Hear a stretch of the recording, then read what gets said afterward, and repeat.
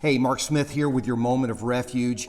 Whether you're a leader at your job or in your home or at your church, we're always looking in the Bible for ways to kind of elevate our leadership. Well, let me tell you that the book of Judges in the Old Testament is really a how-to book on how not to do leadership. Every judge, every leader that you see in that book gets progressively worse with God and with those around them. And it's interesting that we often elevate characters in that book. For example, Gideon and Samson, when you truly read those stories, they were really horrible leaders. Think about Samson for just a minute.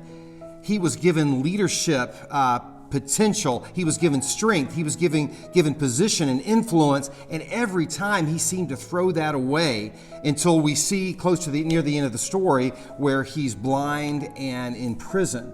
Now, what's interesting about that passage in Judges chapter 16 is that early on when he's talking about his commitment to God, he uses the word Elohim for God, which is kind of a distant God. It's the creator God, the creator of the universe God, but it's not really a personal term for God.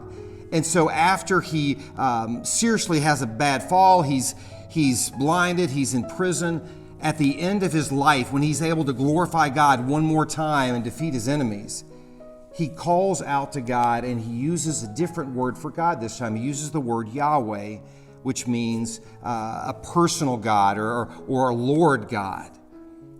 Now, it's interesting to me that Samson waits till the end of his life almost before he takes seriously his personal relationship with God. I want to encourage you today, regardless of what walk of life that you are, do not wait too late to have a personal relationship with God.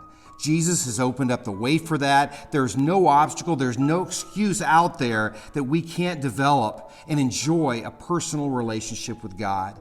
I pray that we'll learn from the story of Samson today on how not to do it, and that we would be challenged today to having a personal relationship with God. This has been your moment of refuge.